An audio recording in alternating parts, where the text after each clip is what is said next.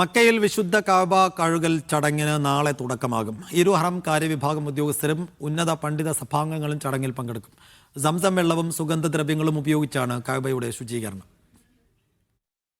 പുലർച്ചെ സുബഹ് നമസ്കാരത്തിന് ശേഷമാണ് കഅബ കഴുകുന്ന ചടങ്ങിന് തുടക്കമാവുക. സൗദി ഭരണാധികാരി സൽമാൻ രാജാവിനെ പ്രതിനിധീകരിച്ച് ഉന്നത ഉദ്യോഗസ്ഥരുടെ നേതൃത്വത്തിലായിരിക്കും കഅബ കഴുകൽ. താക്കോൽ സൂക്ഷിപ്പ് ചുമതലയുള്ള അൽ ഷെയ്ബി കുടുംബത്തിലെ മുതിർന്ന അംഗങ്ങളുടെ സാന്നിധ്യത്തിലായിരിക്കും ചടങ്ങ് പൂർത്തിയാക്കുക. സംസം വെള്ളം ഉപയോഗിച്ച് കഅബയുടെ ചുമരും നിലവും ചടങ്ങിൽ വൃത്തിയാക്കും. അതിനുശേഷം ത്വായിഫിലെ പനനീർ ഓയിലും ഊതും കസ്തൂരിയും ഉപയോഗിച്ച് തുടച്ചിടും.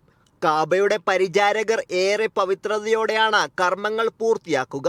മക്ക വിജയത്തിനു ശേഷം പ്രവാചകൻ നടത്തിയ ചടങ്ങാണ് ഓരോ വർഷവും പിന്തുടർന്നു പോരുന്നത്. Sabith Saleem, media 1 Mecca.